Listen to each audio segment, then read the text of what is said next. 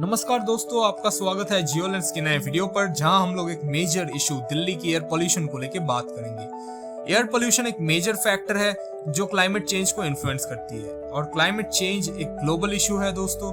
तो इसलिए यहाँ हम लोग दिल्ली की एयर पोल्यूशन को लेकर बात करेंगे। लेकिन ये वीडियो शुरू करने से पहले अगर आपने अभी तक हमारे चैनल को सब्सक्राइब नहीं किया हो तो इसे जरूर सब्सक्राइब कर दीजिए। तो आइए शुरू करते हैं। स्क्रीन को आप लोग ध्यान से देखिए। आपको क्या लगता है कि ये सिर्फ फॉग है? जी नहीं, ये सिर्फ फॉग नहीं है। मैं किसी परफ्यूम की बात नहीं कर रहा हूँ यहाँ पे। फॉग यानी कि कोहरा जो विंटर मंथ्स में बनता है उसकी बात कर रहा हूँ मैं। उसके साथ आप अगर स्मोक मिला देंगे तो बन जाता है स्मॉग। ये स्मॉग है दोस्तों, and this covers most of the atmosphere over Delhi in the winters. Smog सिर्फ दिल्ली में ही नहीं बनता है, और भी बहुत सारे शहरों में बनता है, बट दिल्ली का प्रॉब्लम बहुत ज्यादा सीरियस है। और ये इतना कंसर्निंग है क्योंकि एयर क्वालिटी इंडेक्स यानी कि AQI, जिससे हम लोग एयर पॉल्यूशन लेवल्स को नापते हैं, वो 500 क्रॉस कर चुका है दिल्ली में, यानी कि बहुत सीरियस कंडीशन है। रिसेंटली ऑनरेबल सुप्रीम कोर्ट ने भी राइट टू क्लीन एयर को आर्टिकल 21 के तहत एक फंडामेंटल राइट का दर्जा दिया है। इससे हमें समझ में आता है कि ये प्रॉब्लम कितना ज्यादा सीरियस है। और वर्ल्ड हेल्थ ऑर्गेनाइजेशन यानी कि WHO के हिसाब से PM 2.5 या फिर पार्टिकुलेट मैटर 2.5, जो कि एक बहुत हार्मफुल पोल्यूटेंट है, इसकी लेवल्स 15 माइक्रोग्राम्स पर क्यूबिक मीटर तक होना चाहिए। बट दिल्ली में ये 26 टाइम्स ज्यादा है, यानी कि 401.1 माइक्रोग्राम्स पर क्यूबिक मीटर। तो आखिर इस पोल्यूशन की वजह क्या है, आइए जानते हैं। सबसे बड़ा रीजन है स्टबल बर्निंग।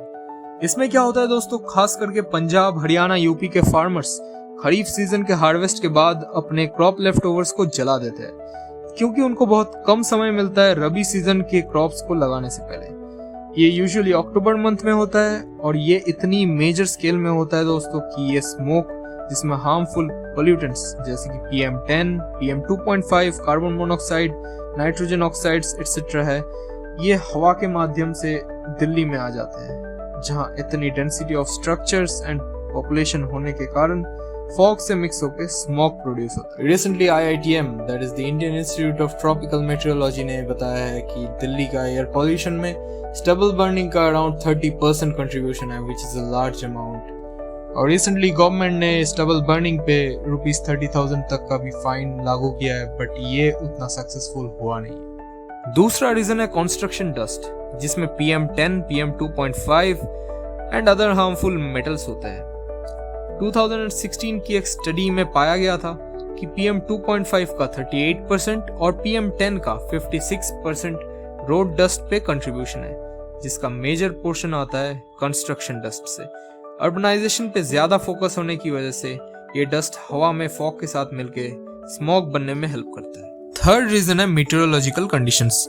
इसमें मेजर रोल प्ले करता है टेम्परेचर इन्वर्शन। नॉर्मली हवा का temperature decreases with height, but winters में क्या होता है, हवा का temperature increases with height. Therefore जो हैवी कोल्ड स्मॉग होते हैं वो नीचे ही रह जाते हैं, जिससे पोल्यूशन बढ़ जाता है। दिवाली के फायर क्रैकर्स भी एक बहुत बड़ा रीजन है। ऑनरेबल सुप्रीम कोर्ट ने भी इस पे बहुत सारी गाइडलाइंस इशू किए थे, बट उन्हें स्ट्रिक्टली फॉलो नहीं किया जाता है। फायर क्रैकर्स की स्मोक में हार्मफुल मेटल्स होते हैं जैसे कैडमियम, मैंगनीज एक्सेट्रा, ये जाके स्मोक में ऐड हो जाते हैं। हाल ही में एयर वॉइस की रिपोर्ट ने बताया है कि दिवाली फायर क्रैकर्स ने दिल्ली की पॉल्यूशन को 875% इंक्रीज कर दिया है, और मेजर पॉल्यूटेंट PM 2.5 है। फिफ्थ रीजन है दोस्तों व्हीक्यूलर इमिशंस। दिल्ली में बहुत ज्यादा व्हीकल्स होने के कारण वोलेटाइल ऑर्गेनिक कंपोनेंट्स हवा के नाइट्रोजन ऑक्साइड्स के साथ मिक्स हो जाते हैं, जिससे ग्राउंड लेवल ओजोन बनते हैं, जो एक बहुत हार्मफुल गैस है। दिल्ली गवर्नमेंट ने हाल ही में ऑड इवन स्कीम भी चालू किया था, जिससे विंटर्स में ऑल्टरनेट डेज पे ऑड और इवन रजिस्ट्रेशन नंबर्स के गाड़ियों का चलना अलाउड होता है। ऑल्दो ये एक अच्छा स्टेप है, बट ये उतना सक्सेसफुल हुआ नहीं। आइए दोस्तों, अब देखते हैं इसके सॉल्यूशंस क्या हो सकते हैं। हमें स्टबल बर्निंग के ऑल्टरनेटिव्स ढूंढना होगा। क्रॉप डाइवर्सिफिकेशन एक बहुत अच्छा स्टेप है जिसमें हम फोकस कर सकते हैं, यानी कि मल्टीपल क्रॉप्स को सेम पीस ऑफ लैंड में ग्रो करना होगा। इससे क्या होता है, सॉइल की फर्टिलिटी भी एनहांस होगी और multiple crops with a higher production rate भी मिलेगा, and most importantly stubble management भी एफिशिएंट होगा। एंड एडिशनली स्टबल को फॉडर या गाय के चारा के रूप में इस्तेमाल करने से एनिमल हस्बेंड्री सेक्टर भी एनहांस होगा।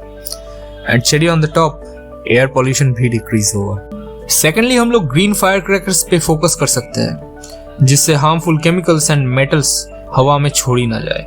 इससे एडिशनली नॉइस पॉल्यूशन भी डिक्रीज होगा। ग्रीन फायर क्रैकर्स और नॉर्मल फायर क्रैकर्स का डिफरेंस क्या होता है, यह आपके स्क्रीन पे दिया गया है, आप देख सकते हैं। थर्डली दोस्तों, ई व्हीकल्स यानी कि इलेक्ट्रिक व्हीकल्स का इस्तेमाल ज्यादा करना होगा instead of fossil fuel powered vehicles. इससे पोल्यूशन लेवल्स भी डिक्रीज होंगी। गवर्नमेंट को ई व्हीकल्स का इंफ्रास्ट्रक्चर और ज्यादा प्रमोट करना पड़ेगा। Developed countries like US, Japan etcetera में ई व्हीकल्स ने एक इम्पोर्टेंट रोल प्ले किया है एयर पोल्यूशन कम करने में। फोर्थली, हम लोग म्यूनिसिपल सॉलिड वेस्ट मैनेजमेंट को एनहांस कर सकते हैं। वेस्ट्स को जलाना बंद करके हम लैंडफिल मैनेजमेंट, रिसाइकलिंग और कंपोस्टिंग पे फोकस कर सकते हैं। और एक सोल्यूशन हो सकता है कार्बन कैप्चरिंग एंड स्टोरेज। ये मेजर डेवलप्ड और डेवलपिंग कंट्रीज में यूज किया गया है दोस्तों, and it has been very successful. आप इस BBC रिसर्च का इमेज को देख सकते हैं, जिसमें यूके की एक मॉडल दिया गया है। इसमें पावर स्टेशंस या फैक्ट्रीज में फॉसिल फ्यूल बर्निंग के बाद CO2 को अदर गैसेस से अलग करके कैप्चर किया जाता है और उसको समुद्र के नीचे स्टोर किया जाता है। Sixth, the most common solution जो है एफोरेस्टेशन यानी कि वन रोपण। प्लांट्स एक मेजर कार्बन सिंक है जो पोल्यूशन को कम करने में एक अहम भूमिका निभाती है। फेस्टिवल्स जैसे वन महोत्सव जो 1 जुलाई से 7 जुलाई तक मनाया जाता है, इसको और ज्यादा प्रमोट करना चाहिए, जिससे पोल्यूशन को मिटिगेट किया जा सकता है। तो दोस्तों, ये था जियोलेंस का वीडियो दिल्ली की एयर पोल्यूशन को लेकर। आइए हम सब मिलकर एक क्लीन और एक ग्रीन फ्यूचर की प्लेज लेते हैं और इसे रियलिटी बनाते हैं। अगर आपको ये वीडियो पसंद आया तो इसे लाइक और शेयर जरूर कीजिए और मुझे कमेंट्स में जरूर बताइए कि हम और क्या क्या स्टेप्स ले सकते हैं इस पोल्यूशन को कम करने के लिए। ऐसे ही और वीडियोस एंड जियोपॉलिटिकल अपडेट्स पाने के लिए सब्सक्राइब कीजिए जियोलेंस पर और हमें सपोर्ट करते रहिए। धन्यवाद।